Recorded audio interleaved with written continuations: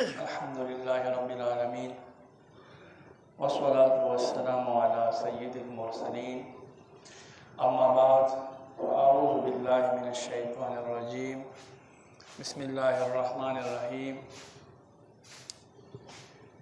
लक़द क़ाल अल्लाहु तबारक व तआला फ़िल क़ुरानिल मजीद वल फ़ुरक़ानिल हमीद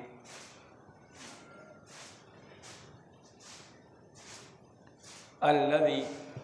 खलक़ लकुम मा फ़िल अर्ज़ि जमीअ सुम्मा इस्तवा इलस समाइ फसबअ समावातिन व हुवा बिकुल्लि शैइन अलीम।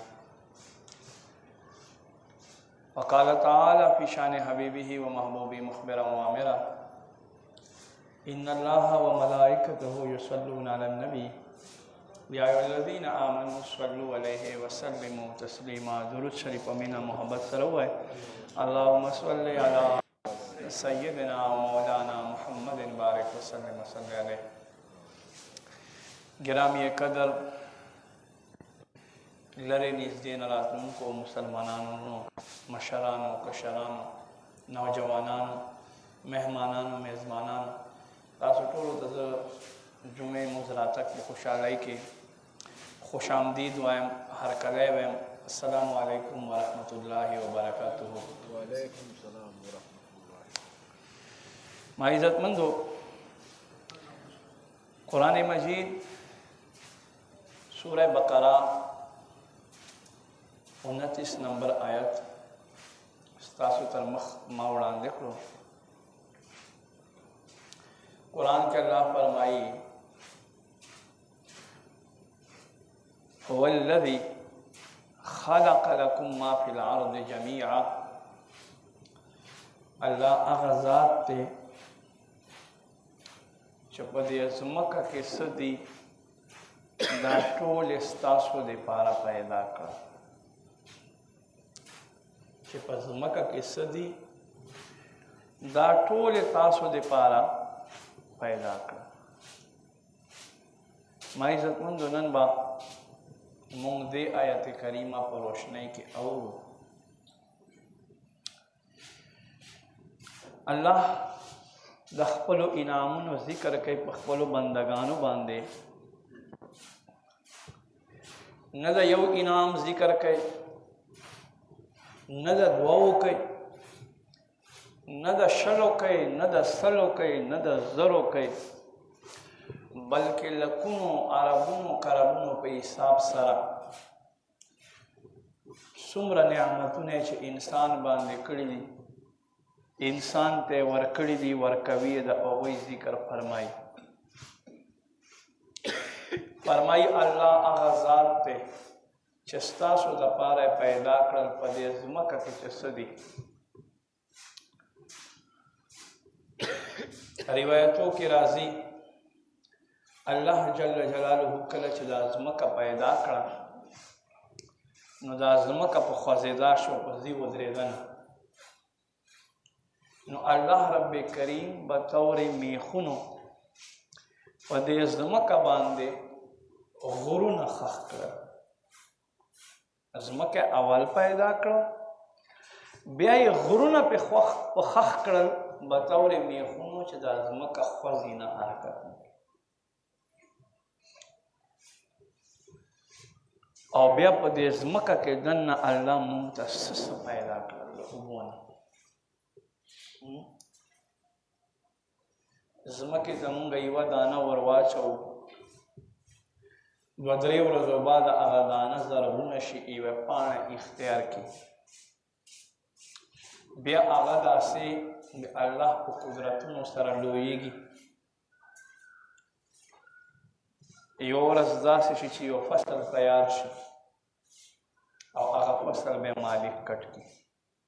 नो ब्यादीन सुमरा कसानो तो पैदे रसी दक से कमुंगा गौर को पदे ज़मक मख बांधे अल्लाह के सुमरा उबई खौल दी चदाई ज़मक की उब सही नवी अल खलक पाता के देने शी या ब्या सके दबल वतन नजान सर उबोरी अगजीता دا څه ځایونو کې ښې څه ځایونو کې ناښې دا الله ولې ایښودې دي دې دپاره چې ای زما بندګانو تاسو زما په دې قدرتونو کې غور وکړئ دقسې که مونږه ونې ته سوچ وکړو نو دا تش لرګی دی خو قسمه قسم میوې راوړي رنګارنګ مختلف خوند نه ډکې مختلف قسمه ونې بیا هغې دپاره موسمونه کېښول او هر قسمه میوې دپاره خپل وطن یوه خپله علاقه وګرځوله لپاره د دې چې څوک دا ونوایي چې یاره مونږ خواته خو د الله پلانی نعمت نشته یا بیخي الله نعمتونه نشته میوجاتو کې دې لجاته مختلف علاقو دپاره مختلفې میوې مختلف څیزونه وګرځوو یاد وساتئ موجوده ساینس تحقیق شروع کړو چې بھائی چونکه سیارې چې دي دا خو اته سیارې دي یا سره د لمر 9 دي نو آیا دا ځمکه چې سیاره دی په دې باندې اوسېدل خو ممکن دي بله داسې سیاره شته چې هلته انسان لاړ شي او آباد شي نو اول سپوږمۍ ته لاړو سپوږمۍ ته لاړو ویې کتلو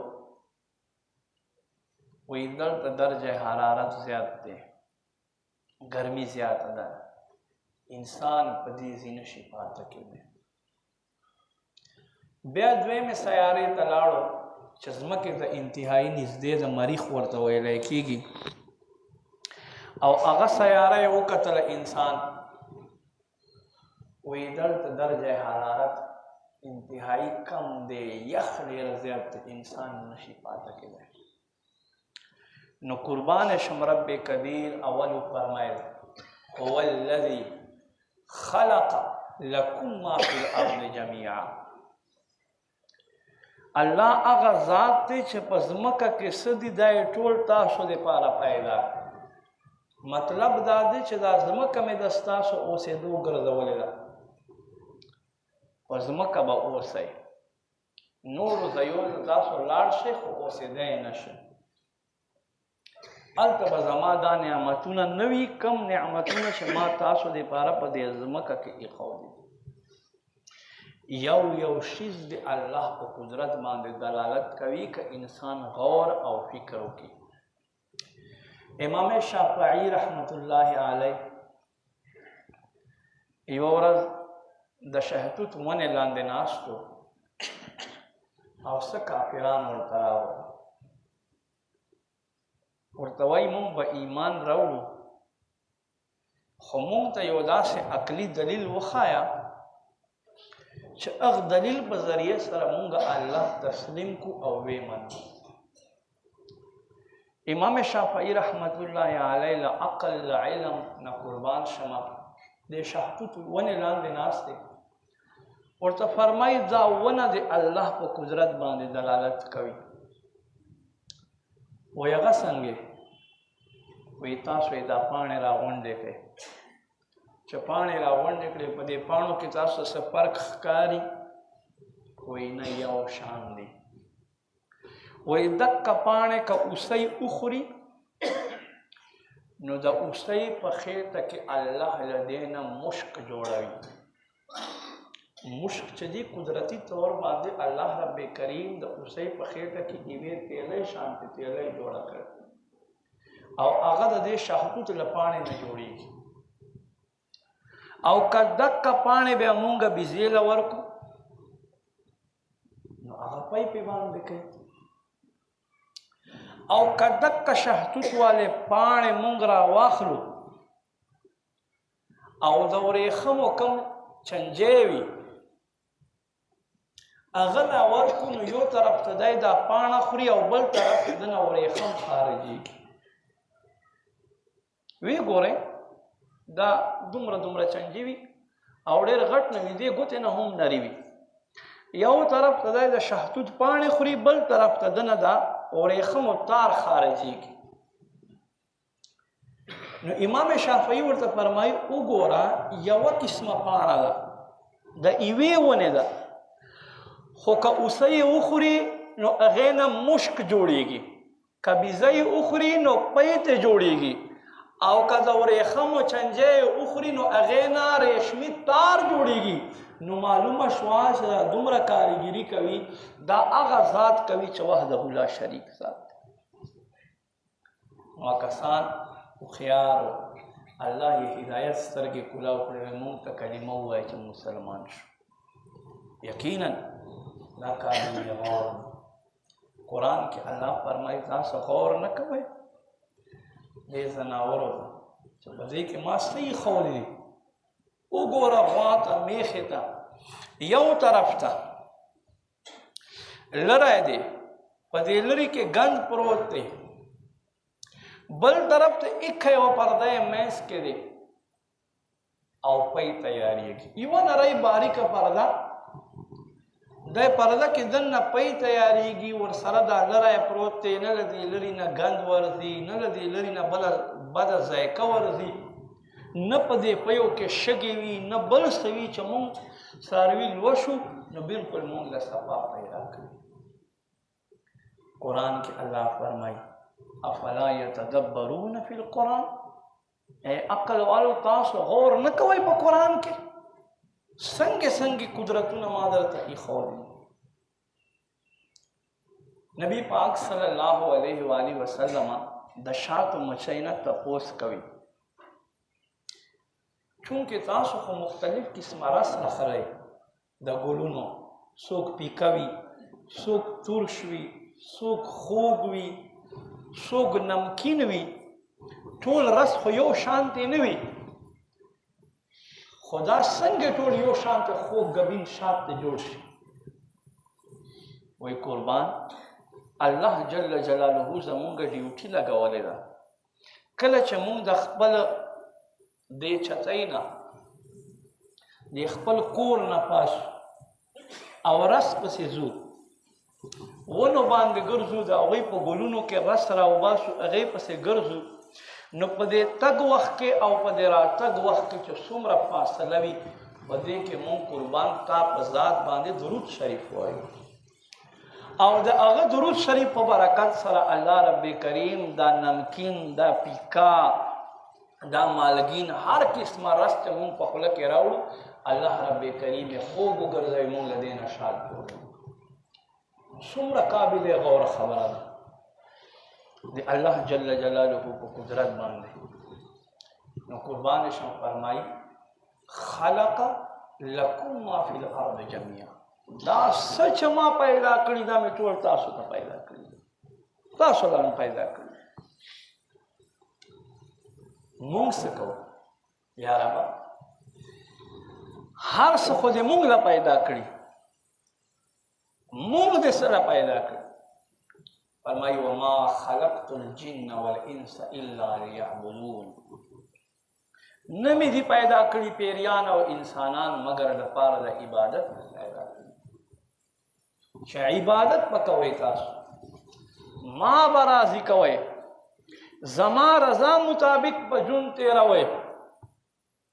بیا دې دا دنیا نعمتونه دي تاسو له مې درکړي دي، بیا به زه هغه نعمتونه درکوم. قرآن کې الله فرمایي چې نه چا لیدلي، نه چا تر غوږ د هغه خبر تېره شوې، او نه څوک د هغې مثال بیانولی شي. بیا به هغه نعمتونه زه تاسو له دې سره درکوم، خو چې تاسو زما په دې خپلې زندګۍ کې بندګي وکړئ. بندګي یو ځل نبی پاک صلی الله علیه و آله وسلم صحابی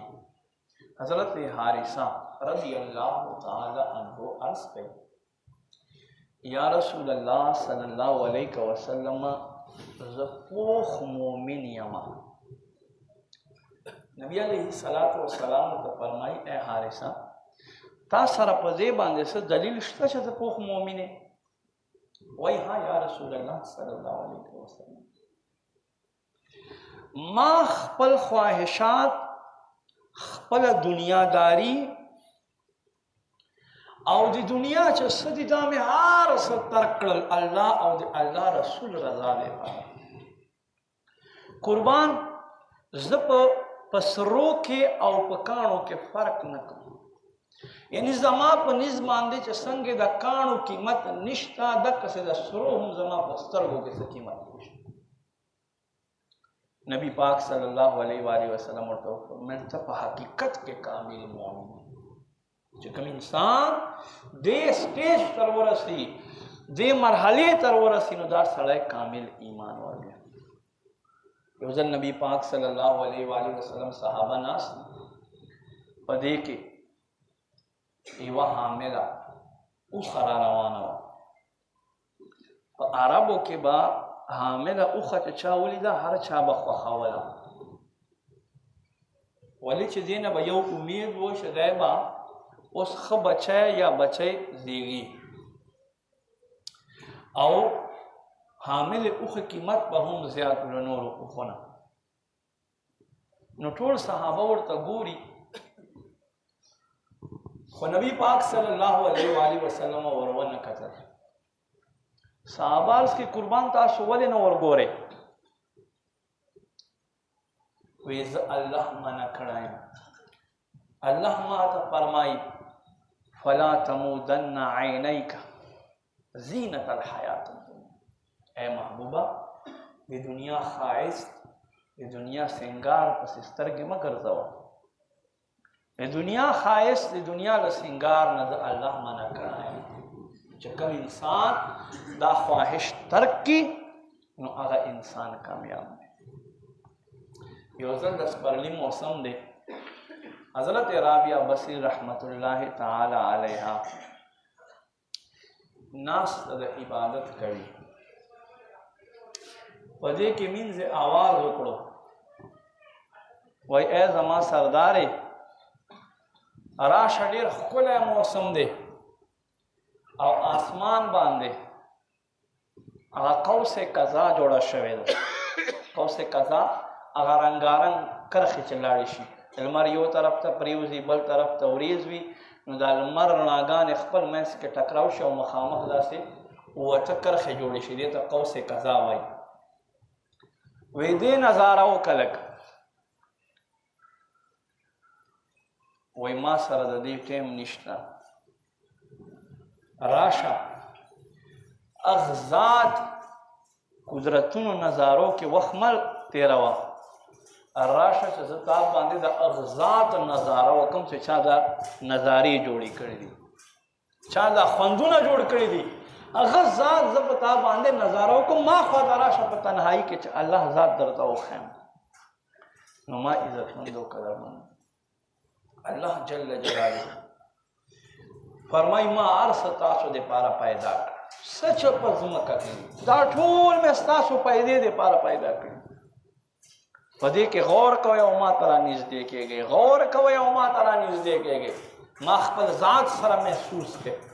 بیا به تاسو ګناه نه اجتناب بیا به تاسو هر قسمه غلطۍ نه ځان ساتئ بیا به تاسو هر قسمه بد عملۍ نه ځان ساتئ چې کله الله خپل ذات سره نږدې محسوس خدا یاد وساتئ ما عزتمند قرآن کې الله فرمایي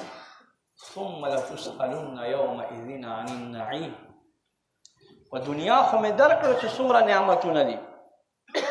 خو په ورځ د آخرت به بیا یو نعمت تپوس درنه کوم فرمایي د ستا اولاد د تا جنت ذریعه هم کیدی شي او ستا اولاد د ستا دوزخ ذریعه هم کیدی شي فرمایي انسان دنیا نه لاړ شي د اعمالو سلسله منقطع شي خو درې شیزونه د پسې ور روان وي صدقه جاریه یوه صدقه جاریه چې دی وکړي وعلم ینتفع به علم داسې علم چې په خپل علم باندې امت ته رسول الله ته فایده ورسېږي د دې ثواب درته ورکوي او فرمایي وولد صالح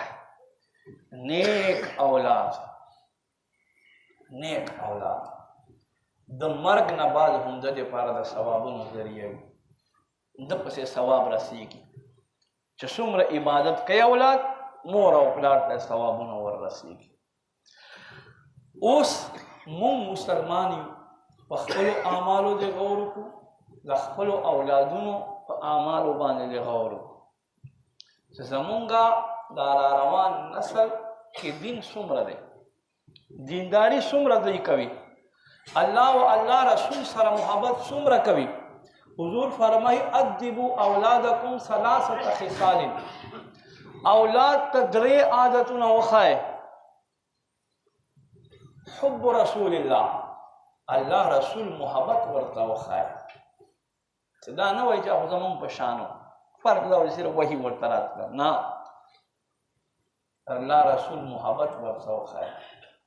فرمایي وحب اهلی او زما د اهل بیت محبت ورته وښایه وحب القرآن د قرآن مینه خپل اولاد ته ورکوي چې په قرآن باندې د اولاد پوهه شي